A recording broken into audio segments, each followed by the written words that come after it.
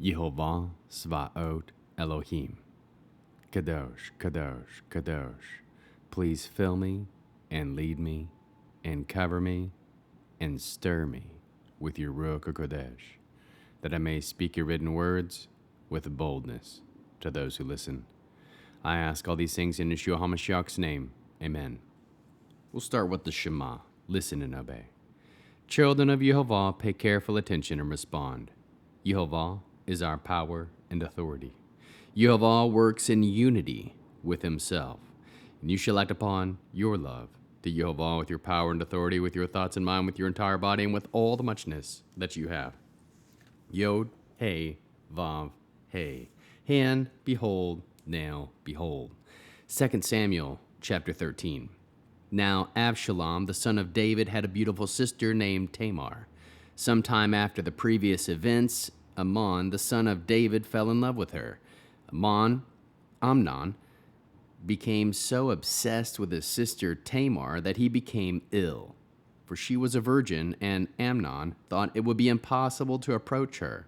But Amnon had a friend named Yonadav, the son of Shema, David's brother, and Yonadav was a very shrewd fellow. He asked him, "Why, son of the king, are you growing thinner every day? Won't you tell me?" Amnon answered him, "I'm in love with Tamar, my brother's Absalom's sister." Yonadav said to him, "Lie down on your bed and pretend you're sick. When your father comes to see you, say to him, 'Please let my sister Tamar come and give me food to eat, and have her prepare the food where I can watch. I'll eat what she serves me.'" So Amnon lay down and pretended he was sick. When the king came to him, Amnon said to the king, "Please let my sister Tamar come and make me a couple of cakes here where I can watch, and I'll eat what she serves me." David sent this instruction home to Tamar: "Go now to your brother Amnon's house and prepare him some food." So Tamar went to her brother Amnon's house. He was laying down. She took dough, kneaded it, made cakes while he watched, and baked the cakes. Then she took the pan and turned them out in front of him, but he refused to eat. Amnon said, "Have everyone leave me," and everyone left him. Amnon said to Tamar, "Bring the food into the room so that I can have you serve me." Tamar took the cake she had made and brought them into the room to Amnon, her brother. But when she brought them near so that he could eat, he grabbed her and said to her, "Come to bed with me, my sister." "No, my brother," she answered. She answered him, "Don't force me. Things like this aren't done in Israel. Don't behave so disgracefully. Where could I go with such shame? As for you, you would be regarded as one of Israel's vulgar brutes. Now, therefore, please speak to the king, because he won't keep me here for you." However, he wouldn't listen to her, and since he was stronger than she, he overpowered her and raped her. But then he was filled with utter revulsion for her. His hatred for her, was even greater than that he had for her. Amnon said to her, "Get up and get out of here." "No," she objected, "because throwing me out like this is even worse thing than what you have already done to me." But he wouldn't listen to her, so he called his personal servant and said, "Get rid of this woman for me. Throw her out and lock the door after her." She was wearing her long-sleeve robe. This was how they used to dress the king's daughters who were virgins. His servant took her out and locked the door after her. Tamar put ashes on her head, tore her long-sleeve robe that she was wearing, laid her hand on her head, and went off crying aloud as she went. Absalom, her brother, said to her, "Has Amnon, your brother, been with you? But now, my sister, keep quiet, because he's your brother. Don't take the matter to heart." But Tamar remained desolate in her brother Absalom's house. When King David heard about all these things, he became very angry. As for Absalom, he refused to say a word to Amnon, either good or bad, for Absalom hated Amnon for have raped his sister Tamar.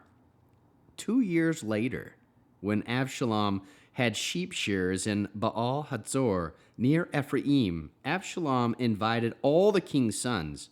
Absalom went to the king and said, Your servant has sheep shearers. Please let the king and his servants come along with your servant." So the king replied to Absalom, "No, my son, let's not all go. We don't want to be a burden to you." Absalom pressed him, but he wouldn't go. However, he gave him his blessing. Then Absalom said, "If you won't go, then please let my brother Amnon go with us." The king said to him, "Why should he go with you?" But Absalom kept pressing him. So he let Amnon and all the king's sons go with him. Absalom ordered his servants, "Pay close attention. When Amnon is in a high spirits from drinking wine, and I say to you, 'Kill Amnon, then strike him down,' don't be afraid. I'm the one ordering you to do it. But take courage and be bold." Absalom's servants did to Amnon as Absalom had ordered. At this, all the king's sons jumped up, mounted their mules, and fled. While they were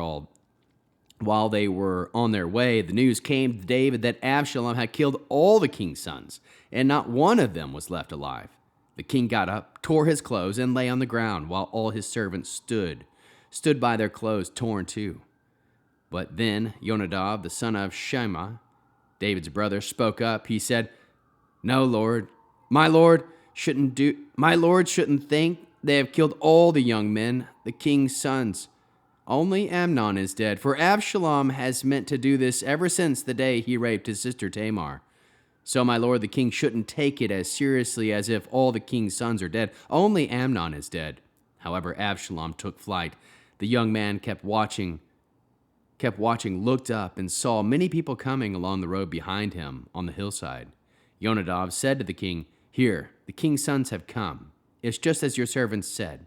The moment he finished speaking, the king's sons came, cried out, and wept, and the king too, and with all the servants crying out in great pain. Absalom fled and went to Tamar, the son of Amihud, king of Geshur. David mourned for his son every day. So Absalom fled, went to Geshur, and stayed there 3 years. But as King David became reconciled to the death of his son Amnon, he was increasingly filled with a longing to see Absalom.